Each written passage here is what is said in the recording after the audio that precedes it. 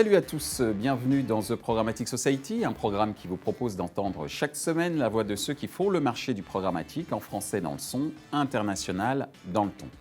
Une émission soutenue par 366 avec pour partenaire média CB News, Redcard et pour partenaire opérationnel Smile Wanted. Ce contenu est accessible également en podcast sur les principales plateformes d'écoute. Cette semaine, notre thème est le suivant, la géolocalisation en publicité digitale, comment ça marche ? Les terminaux mobiles étant au cœur de l'expérience digitale des consommateurs, le concept de géolocalisation est de plus en plus au centre des stratégies d'acquisition d'audience et de clients.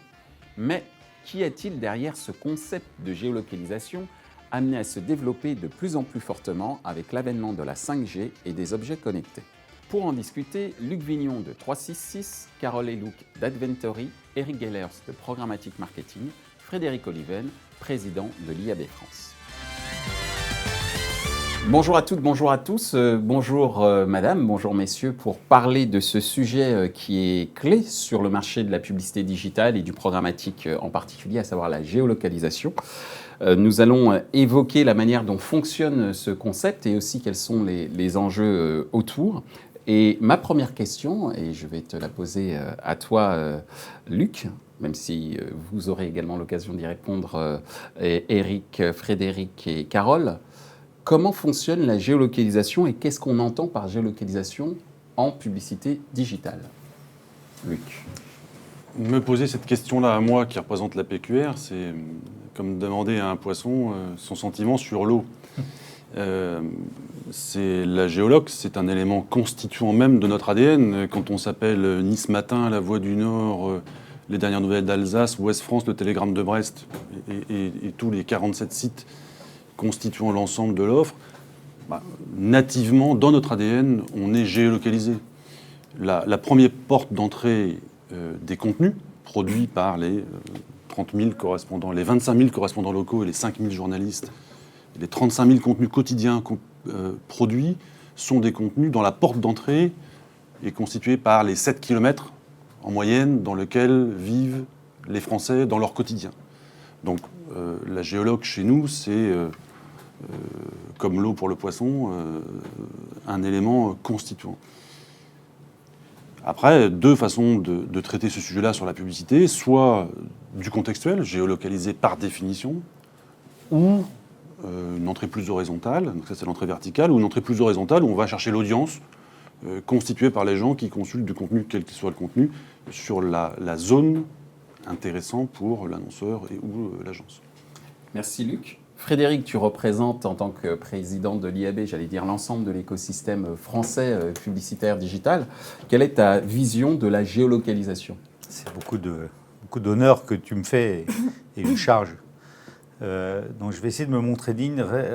Disons que d'un point de vue plus technologique et juridique, donc j'ai révisé un peu pour l'émission et me suis refait expliquer certaines choses par des experts juristes. Il y a historiquement, depuis l'arrivée du téléphone mobile, une géolocalisation qui se fait via les téléphones mobiles et qui obéit à des règles assez strictes d'un point de vue d'encadrement légal, notamment en termes de consentement des personnes. Soit la géolocalisation est essentielle au fonctionnement du service, elle nécessite un consentement spécifique, mais elle est circonscrite exclusivement au fonctionnement du service. Soit elle peut être pratiquée, donc, encore une fois, sur un mobile et extrêmement précisément. Donc, elle peut être pratiquée à d'autres fins que le fonctionnement du service, donc, notamment à la publicité. Et là, elle va nécessiter un autre consentement express et distinct. Soit il ne s'agit plus d'une géolocalisation extrêmement précise, mais une géolocalisation par le point d'accès à, par exemple, une borne de téléphone mobile, une borne Wi-Fi, auquel cas les règles sont plus souples. Elles permettent d'avoir des informations assez précises sur les déplacements des individus, anonymisés ou pseudonymisés, comme on dit aujourd'hui, mais elles ne sont pas une géolocalisation au sens extrêmement précis du terme à l'individu et celles qu'on peut faire avec nos téléphones portables à tous. Et donc, les règles de consentement qui permettent ensuite de faire de la publicité sont plus souples. Et donc, c'est ça dont on peut se parler. Si on dit qu'est-ce que la géoloc, ces deux grands enjeux-là. Et on voit bien, par exemple, dans les accès à des bornes, qu'il peut s'agir d'une géolocalisation faite à travers un ordinateur, pas seulement un téléphone mobile. Tout autre type de device qui se connecterait à une borne GPS ou à une borne Wi-Fi, par exemple. Merci Frédéric. Eric, Alors, ta vision de la ouais. géolocalisation? La géolocalisation, elle a fait beaucoup parler d'elle quand même, notamment via la CNIL. Alors c'est la géolocalisation via le téléphone mobile, qui est justement très précise en temps réel. Si vous avez t'as des applications sur ton téléphone, certaines adtech mettent leur SDK, donc c'est des fichiers texte, au sein de ces applications pour remonter la position justement de l'utilisateur en temps réel. Alors c'est vrai que ça a beaucoup de valeur parce que vous savez, si c'est un de vos prospects pour une marque, pour, je sais pas, la Fnac par exemple, ou Petit Bateau, vous savez où il habite, où il travaille, qu'est-ce qu'il fait, etc. Donc ça a beaucoup de valeur. En même temps, au niveau justement privacy, c'est une des données, si ce n'est la donnée la plus sensible. Donc voilà, après l'application de l'entrée en vigueur du RGPD l'année dernière, justement, la CNIL s'est attelée à un peu cleaner justement cette partie-là, cette partie géolocalisation mobile, en justement imposant ses règles à certaines adtech qui utilisaient cette donnée-là, des fois de manière un peu trop libertaire par rapport au consentement des utilisateurs. Donc c'est un sujet, c'est une donnée très précise. On peut faire des campagnes uniquement géolocalisées, d'accord, qui peuvent être pertinentes, mais c'est une donnée très sensible à la fois. Merci Eric. Carole, ta vision de la géolocalisation? Alors, déjà pour commencer, c'est une des plus anciennes données du marché, puisqu'on l'utilisait déjà en offline, sur toutes les stratégies. Donc, on utilise ça en décrochage régional, en PQR, comme l'a dit Luc tout à l'heure, bien longtemps avant que le digital arrive. Donc, c'est un objet fondamental dans la publicité, dans les stratégies publicitaires aujourd'hui. Je vous rejoins tous sur cette sensibilité quant à la précision de la géoloc qui est utilisée, qui est effectivement différente, qu'elle soit captée via desktop ou mobile in-app, mobile web, etc. Donc on a de la sensibilité concernant la précision. On n'a pas toujours la même précision, c'est un vrai sujet, en tout cas dans notre quotidien, qui est un sujet pas souvent compris de nous tous, mais qui est très technique. En ce qui nous concerne chez Adventory, c'est effectivement un fondamental, puisque dans tout ce qui est DCO et messaging, en fait, c'est la première donnée pour laquelle on est venu nous chercher et sur lesquelles on a déployé effectivement cette stratégie et l'utilisation de cette donnée géoloc. On va juste rajouter une autre donnée qui ne vient pas du digital, mais qui vient aussi des données INSEE, des îlots, puisqu'on peut raccrocher à la géoloc. Et donc ça, c'est de la donnée qui est accessible, puisque c'est l'INSEE, qui va nous permettre aussi de raccrocher des données sociodémo, en plus de la position d'internaute. Merci Carole. Une fois qu'on a défini la géolocalisation, donc on dit que c'est quand même un élément très ancien, mais qui est de plus en plus intéressant et de plus en plus précis, notamment, comme tu l'as dit Frédéric, via l'utilisation du device mobile, mais au sens large, en quoi la géolocalisation est vraiment un enjeu pour le marché publicitaire? Luc. C'est un enjeu, comme le rappelait Carole, un peu historique. C'est à quelle cible je m'adresse et dans quel moment de vie ou dans quel bassin de vie je m'y adresse. Pour les annonceurs ou pour les réseaux de retail en particulier, c'est évidemment fondamental. Comment je fais pour sensibiliser le consommateur à un moment où il est en phase possible de consommation, c'est-à-dire proche du point de vente. C'est évidemment des données clés et des moments de targeting ou de ciblage qui sont fondamentaux. L'autre aspect, c'est bien sûr dans quel contexte je le touche. Puisque ce qui était évoqué tout à l'heure sur la partie mobile, sur un peu hors sol de certaines approches de géoloc, est tout de même un peu compliqué, puisque, encore une fois, la façon d'adresser le message dépend fondamentalement du contexte dans lequel il est adressé. Le contexte, bien sûr, du moment. Est-ce que c'est le matin, est-ce que c'est l'après-midi, est-ce que c'est le soir, et dans quelle situation géographique il est, évidemment. Est-ce qu'il est capable, dans un délai court, Du coup, la notion de message est importante, puisqu'évidemment, un délai court de consommation veut dire qu'il y a peut-être un achat d'impulsion. S'il doit y avoir un achat d'impulsion, alors il faut que l'incitatif soit fort. Et on rejoint les problématiques de DCO. Donc voilà, c'est une histoire de cohérence dans la prise de parole des annonceurs, à un moment donné un peu stratégique, d'un potentiel de consommation. Et il faut à tout prix, et ça c'est l'enjeu nous qu'on essaye de porter, d'avoir une prise de parole qui soit la plus cohérente possible sur l'ensemble de ces items-là pour que ce soit efficace.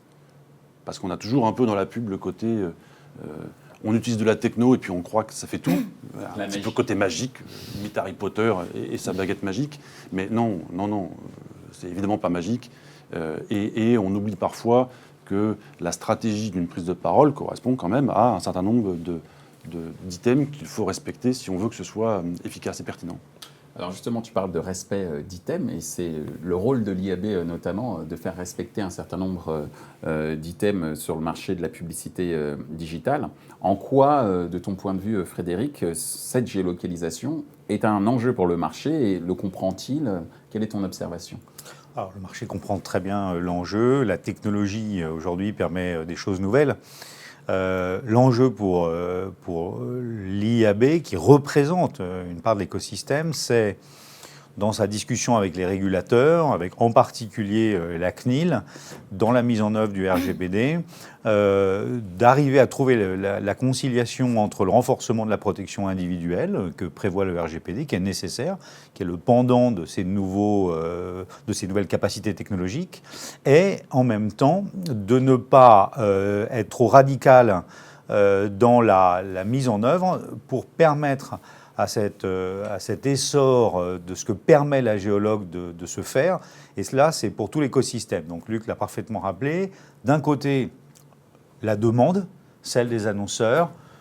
De l'autre, l'offre. Et l'offre, elle est double finalement. Celle des retailers qui se retrouvent dans une position assez intéressante de pouvoir amener, qui eux-mêmes ont besoin de montrer l'efficacité de ce qu'ils font et de pouvoir amener la preuve de cette efficacité à des annonceurs, donc qui vient effectivement acheter en magasin un produit à la suite d'une exposition à une activation digitale. Mais ce qui est fondamental, c'est pour les médias, et je dirais en particulier les médias traditionnels, parce qu'on ne se fait aucun souci pour les Américains qui ont aujourd'hui beaucoup de moyens de réconcilier tout un tas de données et d'apporter des éléments d'information. L'enjeu, il est par exemple de permettre typiquement à l'ensemble des organes de presse de la PQR, dont on sait le rôle absolument clé qu'il joue dans le tissu social, politique, économique, culturel français, de pouvoir tirer parti de ces nouvelles demandes de leurs clients annonceurs, générer des revenus qui constituent le nouveau modèle économique, par exemple, des médias traditionnels et tout particulièrement de la presse quotidienne régionale.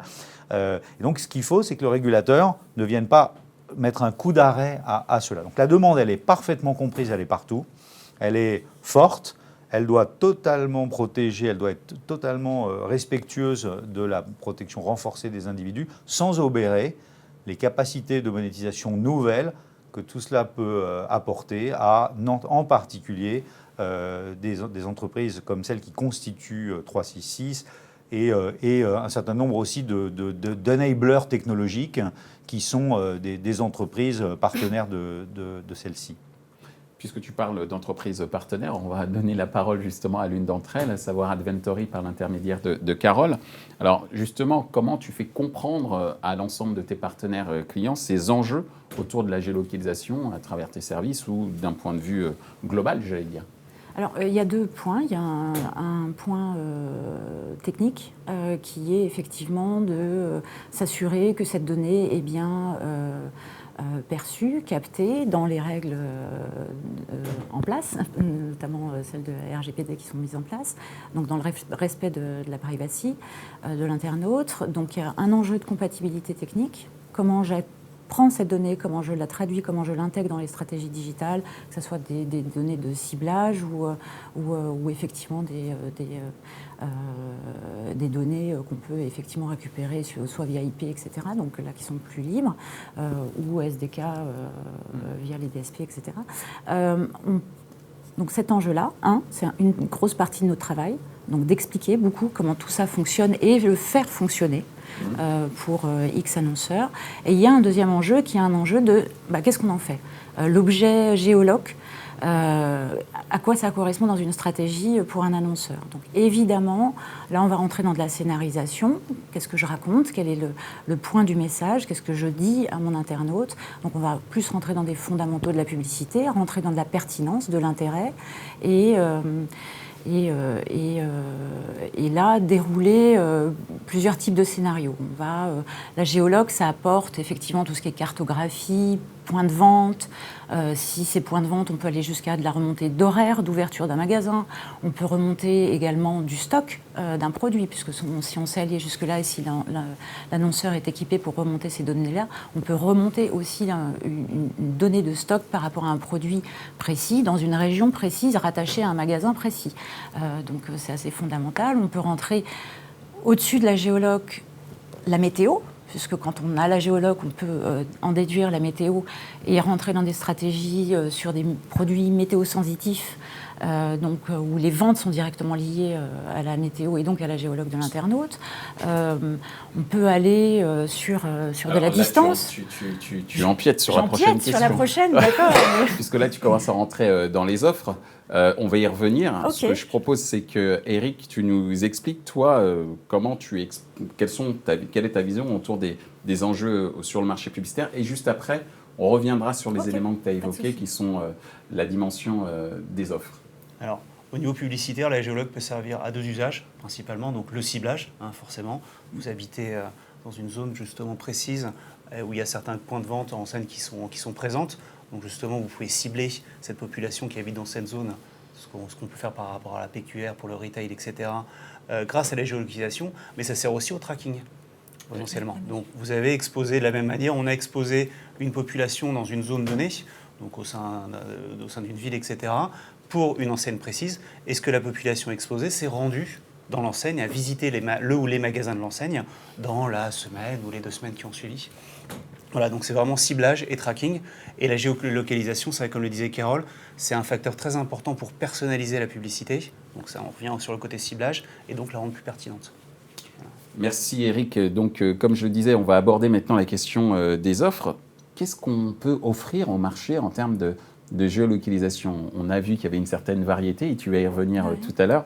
Mais je sais que chez 366, vous avez notamment lancé une offre autour de la géolocalisation. Est-ce que tu peux nous en dire un petit peu plus, Luc ? Oui, bien sûr. L'offre qu'on lance, c'est en fait la concrétisation ou la matérialisation, même si c'est un mot un peu antinomique avec le digital, la matérialisation de ce que nous sommes dans le monde physique, entre guillemets, ces découpages sur l'ensemble du territoire, sur le digital. Donc on donne la possibilité de définir des zones et de dire, voilà, dans ces zones-là, de 1 à N, j'affiche tel type de publicité. J'allais dire, c'est assez basique, avec quand même quelques garanties sur cette basique. La garantie, c'est le contexte de diffusion, le fait qu'on recueille effectivement le consentement et les données de façon assurément compatible avec la loi en vigueur, et qu'on fait de façon garantie. C'est-à-dire qu'à l'inverse du programmatique, où on ne sait pas bien ce qu'on va... C'est-à-dire qu'on donne des forecasts, on donne des budgets prévisionnels, et on dit, bah voilà, ça va vous coûter tant pour toucher telle cible à tel endroit. C'est un peu des fondamentaux qu'on oublie parfois, mais c'est quand même important pour les annonceurs de savoir ce qu'ils investissent, où ils l'investissent, et les résultats que ça donne. C'est un peu back to the basics sur effectivement les garanties qu'on peut donner sur le ROI des investissements. Ces offres-là, il y a un truc qui est sûr, c'est qu'il faut les expliquer. Il faut les expliquer. Il faut ne pas surpromettre. La notion de tracking est quelque chose de très intéressant, mais je voudrais qu'on m'explique, moi, la compatibilité entre le tracking, la perception qu'a l'utilisateur qu'on le traque à hauteur de 50, 100, 200 fois par jour, parfois. Donc nous, ça, c'est sûr qu'on ne le fait pas, et on ne le fera pas. Voire plus. Voire plus. Ouais. Nous, ça n'est pas notre rôle en tant que média et ou en tant que régie de traquer les gens. C'est pas notre métier, c'est pas notre fonction, et ça ne doit pas le devenir à aucun moment. Pour quelque raison que ce soit, y compris des éventuelles raisons de ROI. Donc on parle de géolocalisation éthique. d'une certaine manière. Tu t'inscris dans ce mouvement. Encore faut-il qu'il existe, je ne sais J'allais pas. être désagréable avec certains, je parle de professionnalisme. D'accord. Je parle de respect de la loi. Je parle de respect de la loi. Nous sommes des sociétés, je représente des sociétés qui existent depuis très longtemps, qui sont, comme l'a rappelé Frédéric, très implantées au niveau local, économique, sociétal, politique, qui ont une vraie conscience de leur rôle dans la société. Et il n'est pas question qu'on rentre, certains se présentent même comme des coffres-forts numériques de leurs abonnés ou de leurs concitoyens. Donc effectivement, il y a un rôle très important et une prise de conscience très forte sur ce sujet-là. Donc on ne fera pas de tracking. Si on veut définir des éléments de ROI sur du tracking, sur l'efficacité de ces campagnes-là, à ce moment-là, quand on connaît bien son client, et son client, attention, ce ne sont pas forcément que des chaînes de retail, ça peut être le concessionnaire de Toulouse, le concessionnaire de Brive-la-Gaillarde ou de Marseille ou de Lille. Ces gens-là, quand ils ont une action de communication en local, ils savent ce que ça se fait. Ils perçoivent très bien, ils connaissent parfaitement leur point de vente, ils connaissent parfaitement la population avoisinante et ils savent très bien que quand ils investissent tel ou tel argent dans tel ou tel média, alors ils constatent une hausse de quelques clients en plus sur leur point de vente, beaucoup plus de clients et des ventes effectuées. Certains vous disent, voilà, j'ai 50 voitures sur le parking, pour les vendre, je sais qu'il faut que je mette tant d'argent à tel endroit. Donc cette notion de ROI, en fait, ils la maîtrisent parfaitement bien. Et c'est plus dans cette discussion avec le client final qu'il est important de vérifier que les investissements sont compatibles avec les objectifs qu'il a donnés à son budget. La techno ne remplace pas, le bon sens, le savoir-faire et le professionnalisme des uns et des autres, dans le respect du rôle de chacun, Merci, dans la chaîne de valeur. Merci Luc pour ces précisions, et j'allais dire même cette mise au point. Frédéric, en termes d'offres, quels sont en termes d'offres pour la géolocalisation, qu'est-ce que tu as pu observer aujourd'hui sur le marché en tant que président de l'IAB et j'allais dire au niveau de tes adhérents, quelles sont les informations qu'on a pu te remonter? Je ne veux pas paraphraser ce qui a déjà été dit. Il y a des acteurs aujourd'hui qui ont et des technologies et des savoir-faire pour accompagner les stratégies des annonceurs ou accompagner les offres des éditeurs. Donc, et après, c'est ce que vient de dire Luc, il y a il y a le respect de la loi, c'est une chose. On est quand même dans une phase où on est encore en train de discuter avec la CNIL d'un certain nombre de règles. Elle avance progressivement dans ce qu'elle dit, dans le cadre de certaines mises en demeure notamment. Mais tout n'est pas fait, tout n'est pas figé, loin de là. Il y a des discussions très importantes qu'il faut qu'on ait avec la CNIL pour préserver, en tout cas du point de vue de l'IAB, la croissance qui peut être tirée notamment sur la géoloc mobile, mais il n'y a pas que ça. Il y a globalement dans le cadre du RGPD. Les offres qu'on voit sont celles qui ont été décrites.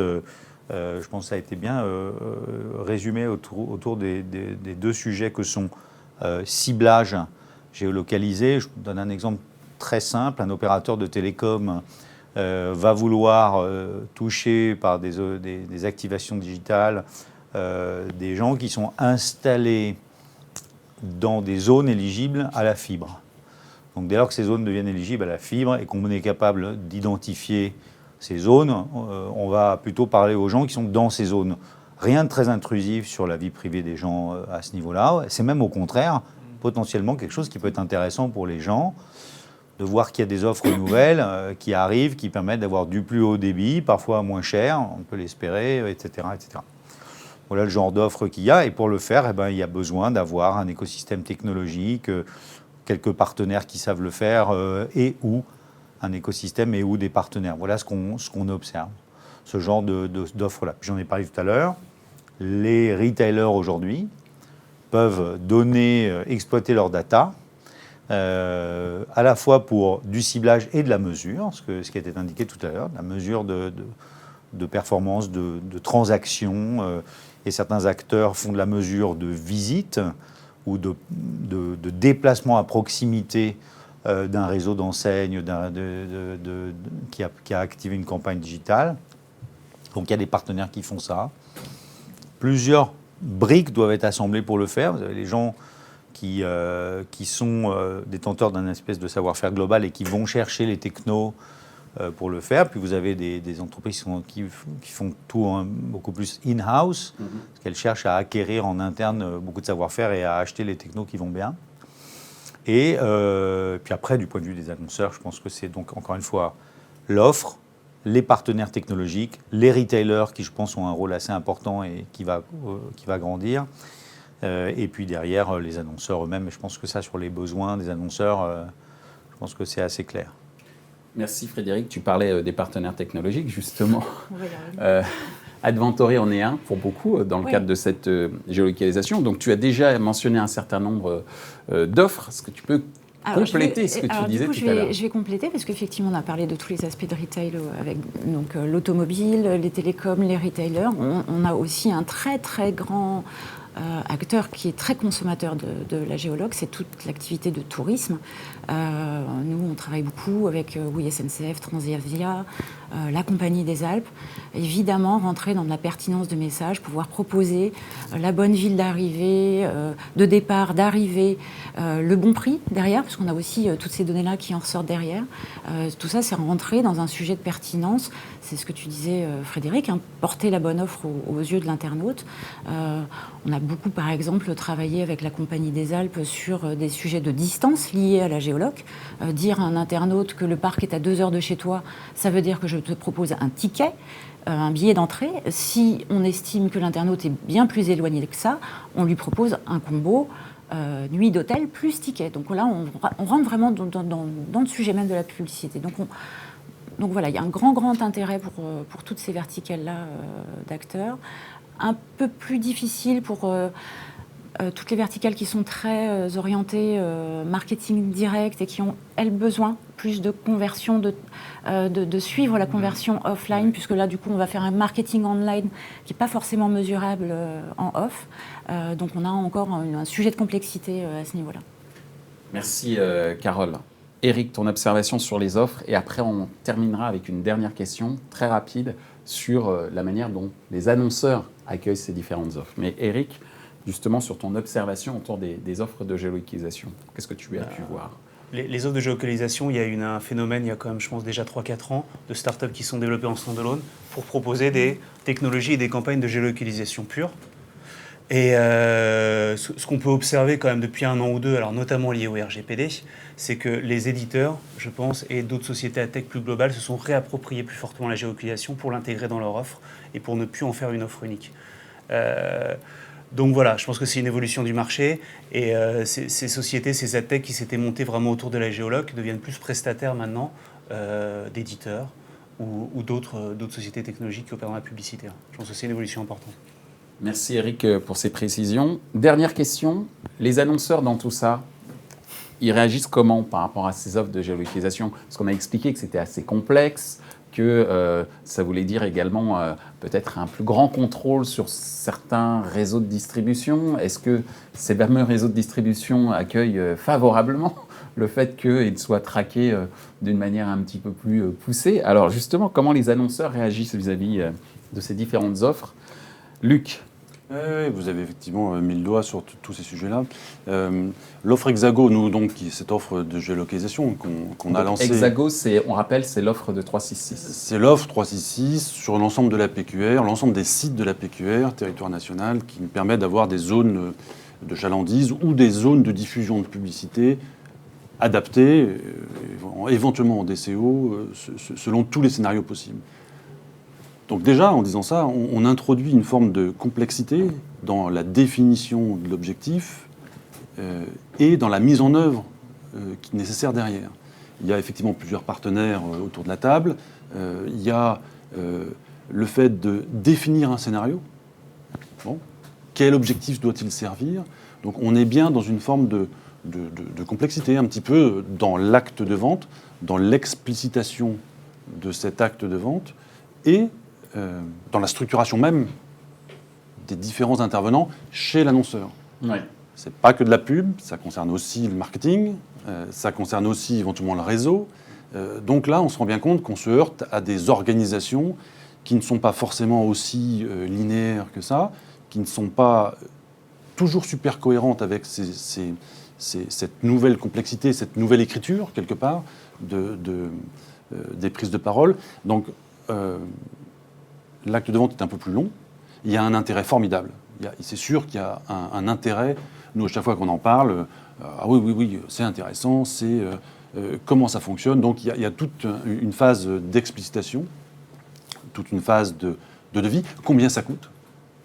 Oui, parce que mine de rien, c'est un point clé. Et qu'est-ce qu'on va en tirer ? Qui est l'étape d'après. Donc, effectivement, il y a des notions de ROI. Tout le mouvement, le flou entretenu un peu, enfin, on va dire l'émergence de ces fonctionnalités de géolocalisation à travers les boîtes d'AdTech sur les 3-4 dernières années ont finalement amené un peu de flou en pensant qu'on savait déjà faire des choses très maîtrisées, très précises, très suivies. Bon, en fait, pour de vrai, c'est pas si vrai que ça. Bon, c'est un peu plus compliqué que ça. La précision du GPS a été survendue. La précision du GPS a été survendue. La précision d'un GPS en zone urbaine est très relative. Ouais, tout à fait. Donc dire qu'on sait localiser les gens à 5 mètres près, c'est faux. C'est faux. C'est faux. Donc après, on peut se raconter ce qu'on veut, mais c'est faux.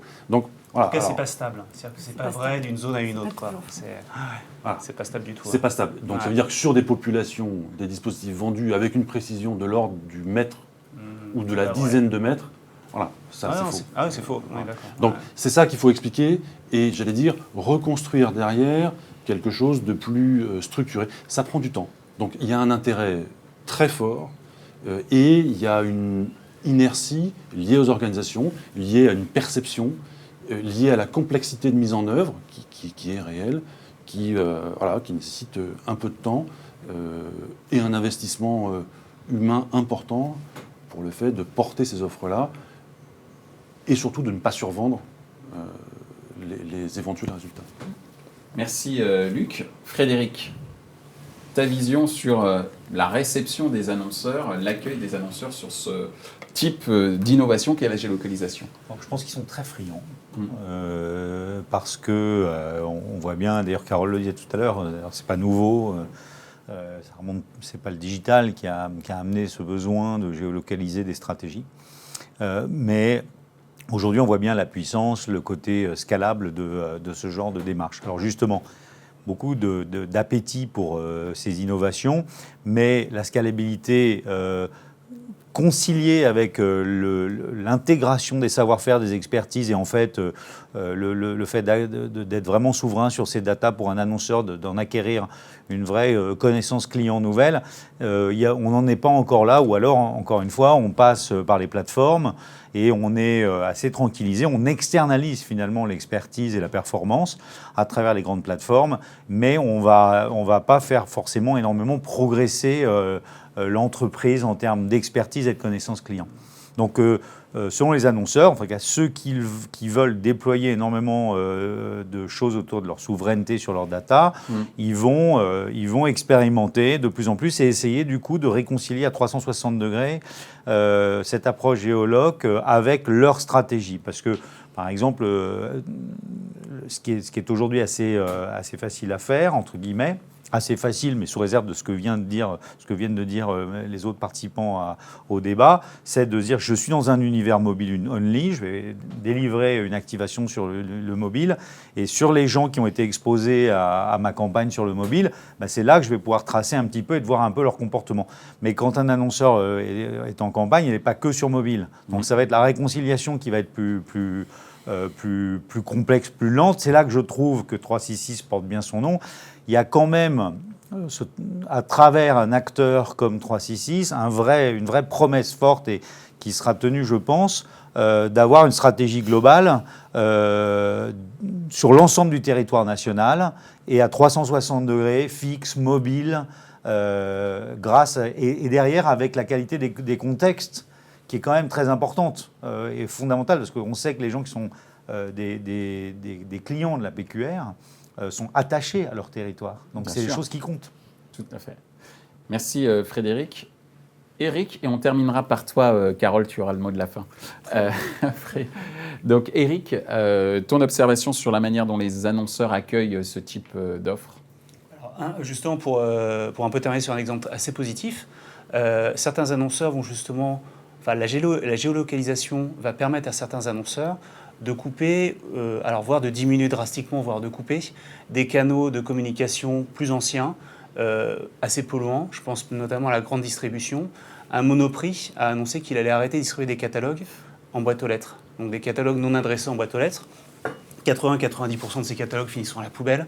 Ils sont forcément en papier, donc c'est quand même très polluant. C'est un gâchis d'argent, d'énergie, etc. Et donc Monoprix arrête ses campagnes.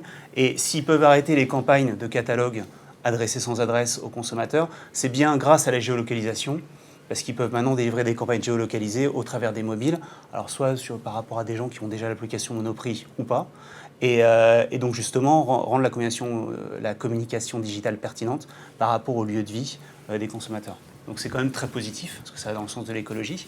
Mais alors oui, effectivement, ça induit de partager un peu ces données à soi de géolocalisation. Merci Eric.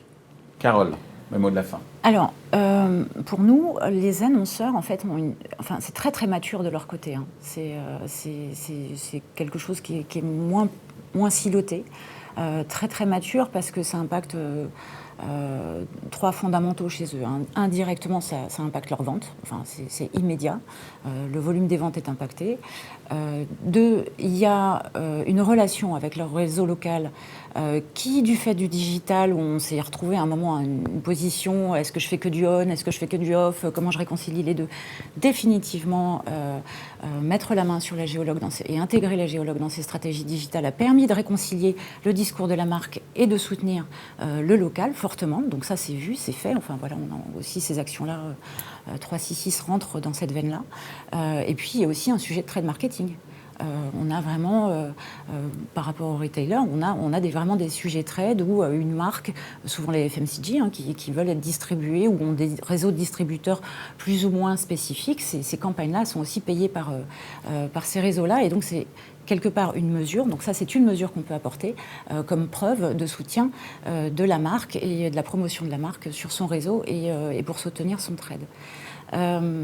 Le dernier point qui était effectivement d'expliquer, je suis d'accord avec toi Luc, je suis moins d'accord quand tu dis que c'est pas vrai sur cette notion de précision, ça existe, on sait faire du mètre près. Le truc de la géologue, c'est que c'est pas un sujet d'émetteur mais un sujet de récepteur, puisque on va s'adresser à un internaute où qu'il soit. Donc il peut être effectivement en situation de mobilité, et quand il est dans son mobile, est-ce qu'il est en 4G, en 3G, en Wi-Fi, etc. Donc en fait, ça va dépendre de ça, de cette techno-là. Et donc, du point de vue du message, puisque nous on ne fait pas de ciblage, c'est ce qu'on va expliquer effectivement dans les stratégies auprès des agences médias et des annonceurs, souvent dans la strate globale de la marque, et puis combler les trous justement avec il est dans telle situation, qu'est-ce que je lui dis, etc. Voilà, donc bonne prise en main côté annonceur. En tout cas, c'était une bonne prise de parole de votre part pour nous expliquer comment fonctionne la géolocalisation. Madame, messieurs, je vous remercie vraiment pour avoir accepté de participer à cette émission, et j'espère vous revoir bientôt. Avec plaisir. Merci. À bientôt. À bientôt. Ainsi s'achève ce débat autour de la géolocalisation. Les points à retenir de nos échanges sont les suivants. 1. La géolocalisation devient un outil de plus en plus central à manier dans un cadre juridique strict. 2. La géolocalisation est de plus en plus exploitée par les médias locaux, notamment la presse, afin d'offrir des solutions de communication 360, à l'instar d'une régie comme 366 via son offre Hexago.